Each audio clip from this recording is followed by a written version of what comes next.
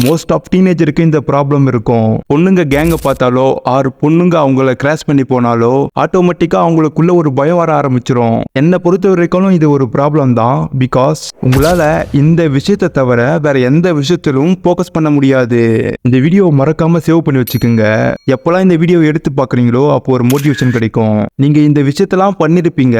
அதனாலதான் விமனை பார்த்தா நர்வஸ் ஆகுது. இன்ஸ்டாகிராம்ல நிறைய பொண்ணுங்களை ஃபாலோ பண்ணிட்டு அவங்களோட ரீல்ஸ் போட்டோஸை ரெகுலரா கன்சியூம் பண்ண ஆரம்பிப்பீங்க. இங்கதான் கம்பாரிசன் ஒன்னு உள்ள வரும். அவங்க கூட உங்களை கம்பாரிசன் பண்ண ஸ்டார்ட் பண்ணுவீங்க.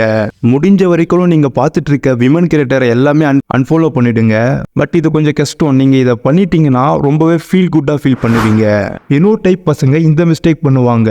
மாஸ்டர்பேஷன் அடிக்ஷன்ல இருப்பாங்க. மாஸ்டர்பேஷன் பண்ணும்போது இமேஜினேஷன் பண்ணி மாஸ்டர்பேஷன் பண்ணுவாங்க.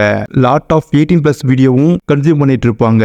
இதை கண்டினியூவா பண்ணும்போது விமனை ஒரு ஏலியனா பார்க்க ஆரம்பிப்பீங்க. இன்னும் சீக்கிரமா ரிசல்ட் வரணும்னா நீங்க லோ ஃபேப்ல இருக்கணும். ஒரு சில பேர் இந்த ப்ராப்ளத்தை ஃபேஸ் பண்ணிருப்பீங்க. இன்னும் கொஞ்சம் பேர் இந்த ப்ராப்ளத்தை ஃபேஸ் பண்ணிருக்க மாட்டீங்க. நீங்க இந்த ப்ராப்ளத்தை ஃபேஸ் பண்ணிருக்கீங்களா இல்லையான்ட்டு கமெண்ட்ல சொல்லுங்க. அண்ட் உங்க ஃப்ரெண்டுக்கும் ஷேர் பண்ணி விட்டுருங்க.